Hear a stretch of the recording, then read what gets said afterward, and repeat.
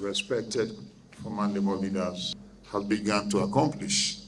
Of course, you will agree with me that appointing a sole administrator to take over the affairs of the democratically elected governor in Rivers State amounts to like the issue of the 1985 down into when we had military dictatorship in government, coups after coup. And what has happened here in Rivers State can be assumed to be like a military coup, or will I say a democratic coup existing, or military coup existing in a democratic institution. And that is the kind of situation we find ourselves today in Rivers State. May God help us. Amen. The sole administrator, Vice Admiral Ebas, acting out of a script by dismounting existing democratic structures in the state, arbitrarily appointing sole administrators for the local government council, dissolving and reconstituting boards, commissions, and governing councils, is a sinister agenda of a state captured that may likely, for we as the former Labour Leaders Forum believe in, that may likely befall all other states, as the case may be. It is therefore our strongest opinion as the former Labour leaders in Rivers State to call on the organized labor, the NLC, the TUC, at the state and national level, to actively join hands with the well-meaning Nigerians, civil societies, organized civil societies, and other good people of Rivers State to bring to an immediate end this disastrous, undemocratic precedent that has been unleashed in our dear state. We foresee danger. And so therefore we need to call on Labour to quickly join forces to see how we nip these issues on board as quickly as possible to avoid a danger that may consume us as a people.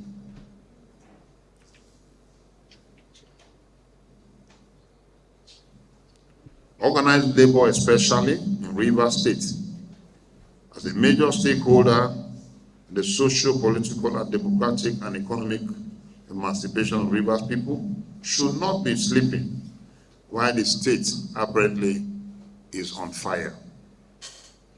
The selective application of states of emergency in Rivers State while ignoring the states that are constantly plucked by war security challenges in the country is undoubtedly questionable.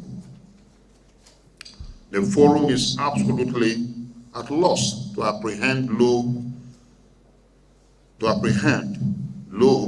the political crisis and upheaval in Rivers State that has warranted such extreme measures taken against the people of Rivers State. It is very glaring that this decision is taken in bad faith against the good people of Rivers State and Nigeria. On a very good standing, we can boldly say that Nigeria, as a sovereign nation,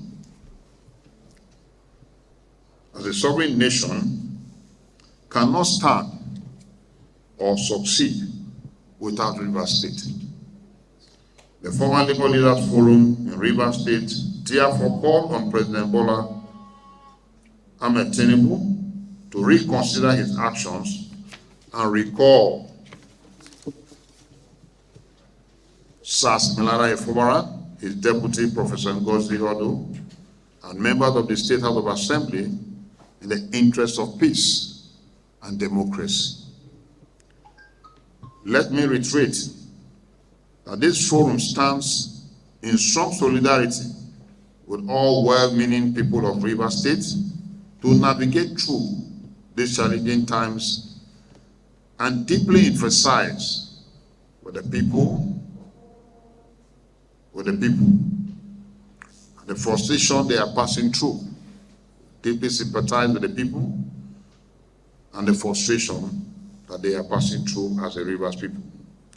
Gentlemen of the press, you will agree with us that the emergency rule in Rivers State underscores the severe difficulties being faced daily by the sustainability of livelihoods in Rivers State.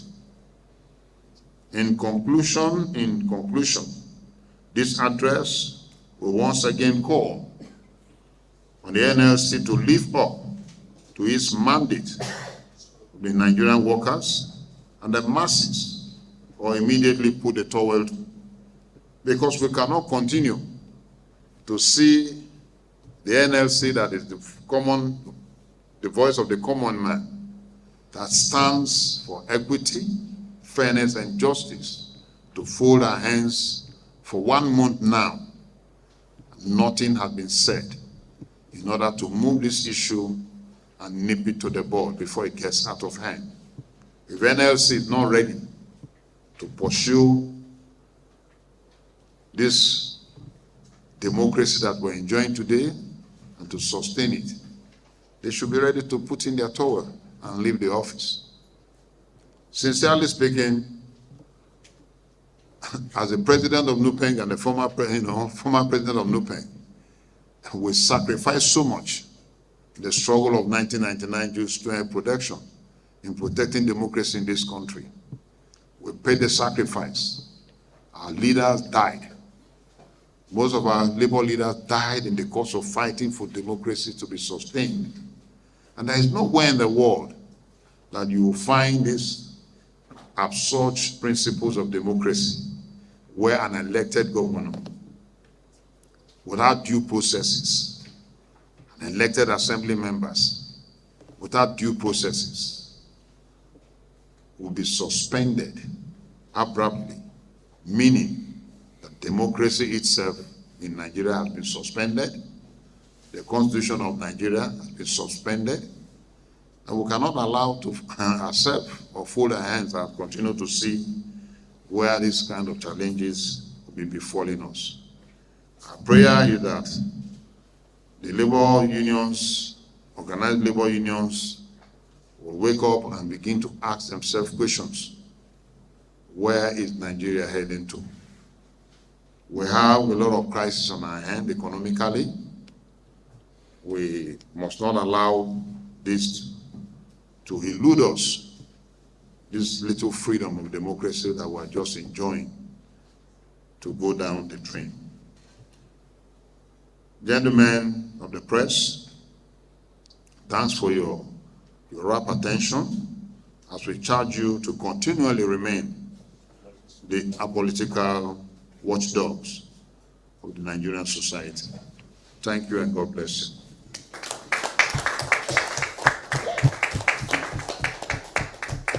We can entertain questions. I'm the regional editor of Business Day. I thank you for the speech. But I want to find out from you, sir. If state of emergency was not declared, can you suggest what ought to have been done instead of declaration of state of emergency?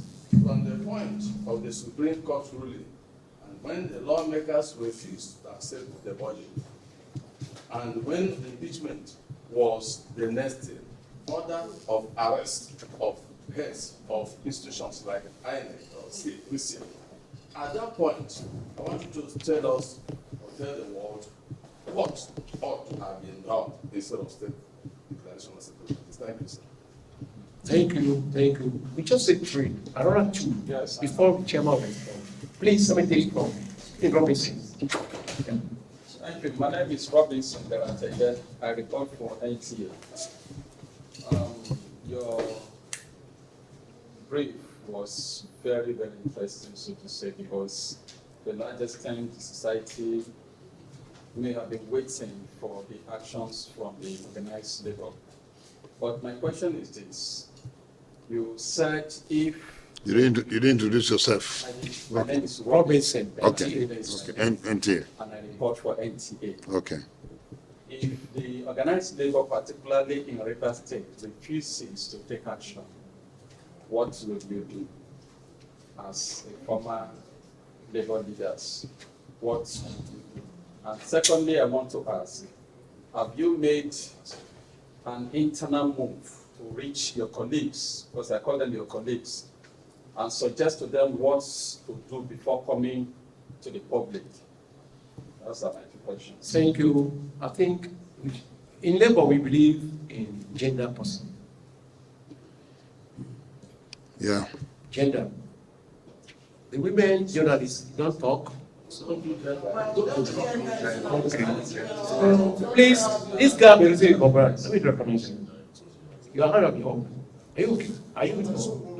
Okay. Can I say something then?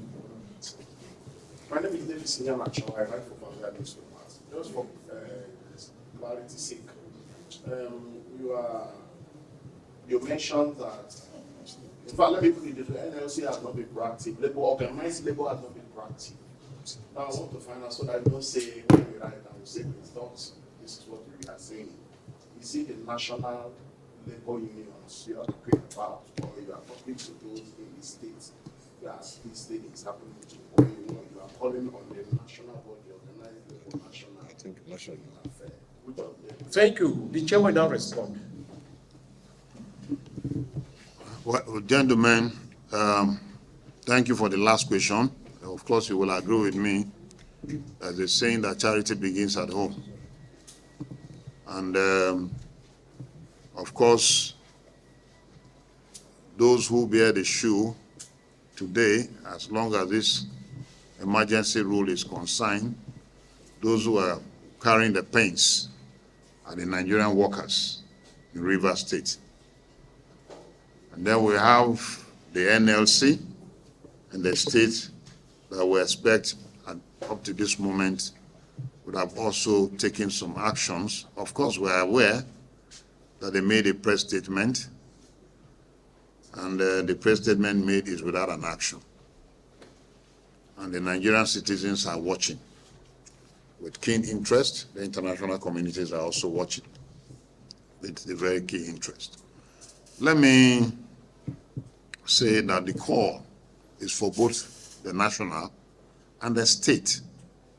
It is very important, it should be clear, that this call is for both the national and the state. No matter what name they may call it, it is a wake-up call for the organized labor. The issues, as long as I was a former national trustee of NLC, and I know what I'm saying today. I was in the forefront of the June 12th struggle. I knew the sacrifices we made. We were declared dead or alive. We were there. We fought through it.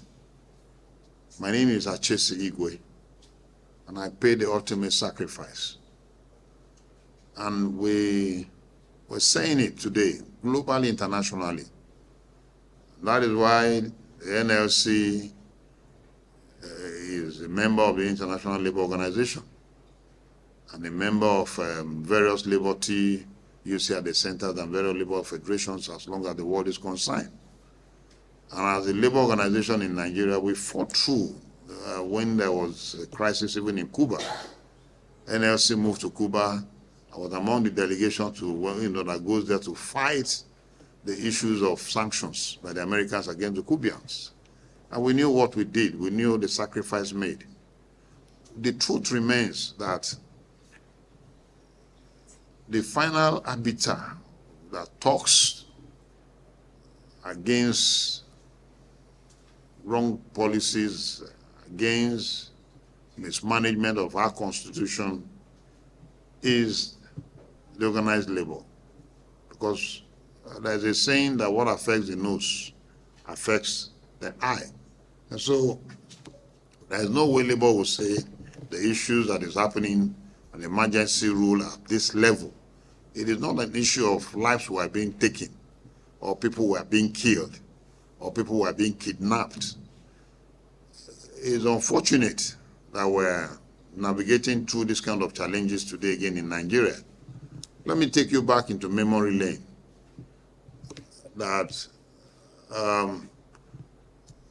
in Anambra State, His Excellency Sir Ngige was the governor of Anambra State, and that was the period he was kidnapped right inside government house. Right inside the government house, he was kidnapped. If not for the people who shouted, at the point even his security aides attached to him were taken away by the then president of this country, or aided by the president of this country, Obasanjo. And I knew what Nigerians did, even in Anambra there. People volunteered to become security to His Excellency. They fought until the governor was restored back to the democratic rules of governance in that state. Rivers State cannot be exceptional. I mean, it can never be exceptional. That a governor that is elected without due processes, with just ordinary voice vote, will be suspended, or an administrator will be appointed to run the affairs of democratic institution. We are not in military era where a sole administrator should be appointed to run the affairs. And that is why here in Rivers State, you will agree with me that even when the former chairman of councils were removed, which of course, unfortunately, I was one, the governor did not appoint sole administrators, because the constitution at that point, by the virtue of the rulings of the Supreme Court, judgment that was passed, that no sole administrator should be appointed, even at the local government council, did not do it. Are we in military administration? Are we in the government of dictatorship? Then we'll begin to experience what we're experiencing today in Rivers State, what we're experiencing today in Nigeria, in part of Nigeria. There was no emergency rule declared in some part of the north, where Boko Haram and terrorists have taken siege and are collecting tax in some of these northern countries. No emergency declaration was made. Governors were not suspended. Rather, military personnel were directed to go in and see how they can, sustain and maintain security in those areas. On the issues of what will the former labor leaders do if NLC refuse to take an action? Of course, my prayer and my fear is what is leading us to this press conference today. You are very much aware that people have started taking to the street, demonstrating, protesting. Here and there, women are on the street today. We shouldn't wait until the thing gets out of hand. And that's why it is important that labor, which is an organized institution, can come in at this point and take charge to avert unforeseen wildcat protests in Nigeria. And that's what we're saying here, and that's what we're calling. We pray we shouldn't get into that situation. Now, my friend from this day said, if a state of emergency was not instituted in Rivers State, what should have been done? Of course, you will agree with me that in the wild address of His Excellency, he mentioned issues of instituting reconciliatory processes in reconciling and so on. Why was those processes not carried out before you declare state of emergency? There is no gainsaying that this is the president of this country that has all it takes. Has he exhausted his processes of dialogue? Has he gotten any report from any quarter that he sent forth to come into Rivers State and mediate in these issues. And the report came back to him to say, these are our findings. This is what we think should be. Does it depend on an individual report? I'm happy to announce to the world today, as you come here to cover this press conference, that Rivers State is peaceful.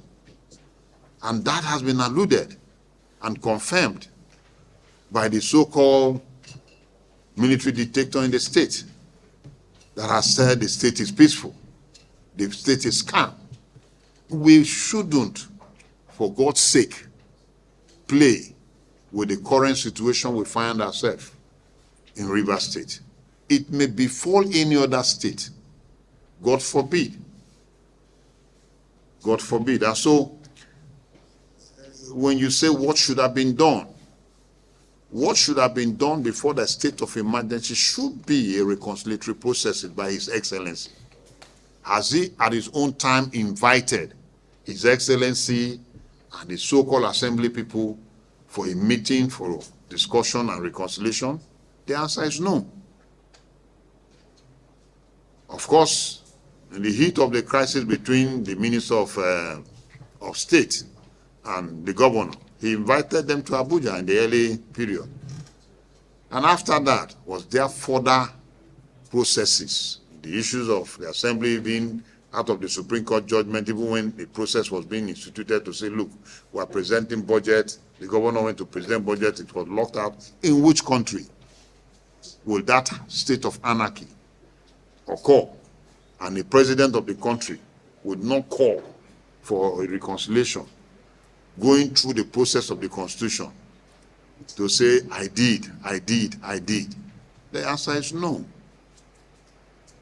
My dear comrades and members of the Fourth Estate of the Realm and the world that is listening here today, is that we must go through the process of dialogues as long as this country is concerned, as long as the international world is concerned. Dialogue is the key that brings the principles of democracy. That is part of the principle of democracy. When that principles of democracy that has to do with dialogue, reconciliation fails, as the case is in Rivers State, democracy has failed. The case is in Rivers State. It means to me as a person that the constitution of this country has been put on suspension. So we cannot fold our hands and watch that to happen. What will be the fate of our children yet unborn? God forbid. And this is where we find ourselves today. We should all pray. We should all pray for Nigeria. We should all pray for Nigeria. Thank you. The next batch of questions. No more about it today. Any question? Yeah, I've answered them. Yes. I work with Arise in this platform. Yeah. Two questions are rolling into one, Chairman. One, the House of Reps just constituted a 21-man committee to oversee what is happening here. You don't think that is your position today, that is your group, is rather trying to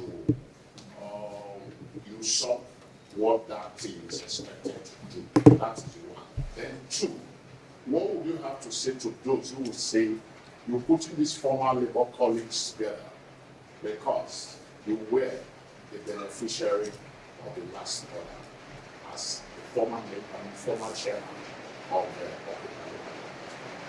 Thank you. Thank you very much. Let me first and foremost express this concern. Of course, you will agree with me. I'm a Nigerian.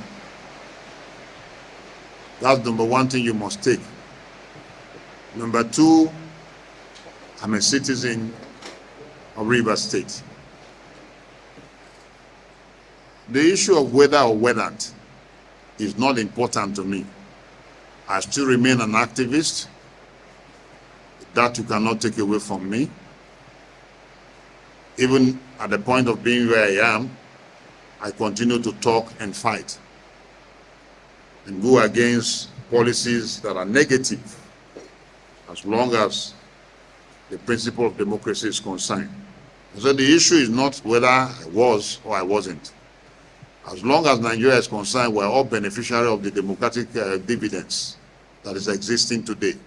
And when that principle fails, the consequence of that principle affects all of us. And that is why I'm standing here today by the grace of God. The second aspect of your question of the 21-man committee that is being constituted, I'll tell you of a truth, that this would have been done earlier. This is the committee that would have come before you talk about the issues of state of emergency, or you talk about the principles of what can be done to navigate and mitigate in the crisis situation that Rivers State is facing. I want to believe that, well, there is a saying in my place that is better than never. I want to believe that this 21-man committee that has been constituted should come with a clean heart in trying to make sure that democracy is restored back in Rivers State. That is the key fundamental thing here. We're not against any other thing. I don't know who among all of us who are seated here will become a governor of his own states or a local government chairman or member of the House of Assembly. I don't know who. Because of course you will agree with me, some of the personnel there today, some of them are journalists. Some of them are lawyers and the rest of them in their various fields. But the most important thing here is that democracy, which we all fought for, because of the June 12 cancellation of Abiola's election that we stood for and fought for. We did not just fight because it was just Abiola. We fought because it is Nigeria. We fought because democracy must come to stay. We declared actions upon actions against the military in Nigeria. There was nothing like whether I was the former governor or I was a former assembly member that did not rise up to fight injustice as long as Nigeria is concerned. That is where we are. In the case of Rivers State, we must know that this is purely dismantling of the democratic processes and principles that we stood and fought for, that lives were sacrificed. Let me emphasize this clearly. His Excellency, the Commander-in-Chief of the Federal Republic of Nigeria, was in the forefront of the June 12 struggle.